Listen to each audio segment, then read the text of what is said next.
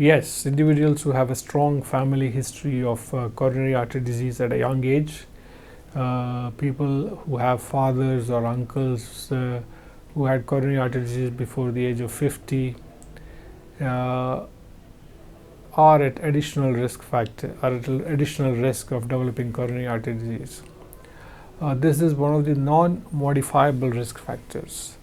So people have a genetic tendency to develop heart problems, and people who have relatives, first degree relatives who had heart disease at a young age are definitely at a higher risk of developing heart disease and heart attacks.